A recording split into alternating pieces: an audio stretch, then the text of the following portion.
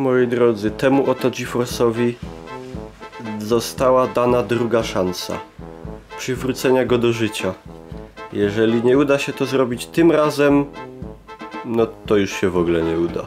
Czy jej wiatraki ponownie zawirują? Czy umilkną na wieki? Ja się czuję, Marcin, jakbym tą scenę już niedawno obserwował. Tylko w drugą stronę. No, gdzieś to już widziałem. Nerwy są.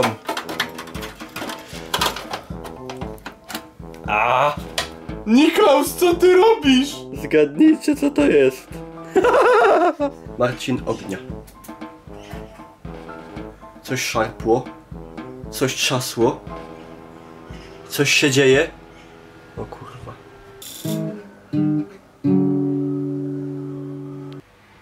Niestety. Umilkła na wieki. Nie pozostało nic innego, jak podjąć radykalniejsze środki. Szumią jodły na górszczycie. Karta tutaj skończy swoje życie. Żywot tej karty był dobry, krótki dość, ale koniec na pewno będzie wybuchowy. Moi drodzy, nie róbcie tego w domu, nie róbcie tego poza domem, w ogóle nie róbcie tego. Zostawcie to idiotom z YouTube'a. Moi drodzy, stanowisko przygotowane. My jesteśmy zawodowcami. To się pali? Ognia!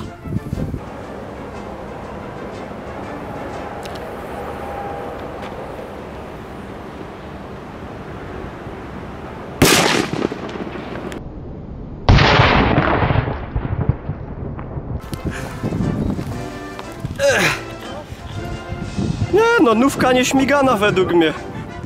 Szłoby jeszcze, może ktoś chce odpalić, pójdzie na Allegro jako odpalana w niedzielę. No, to tyle. Zostawcie łapkę w górę, elo.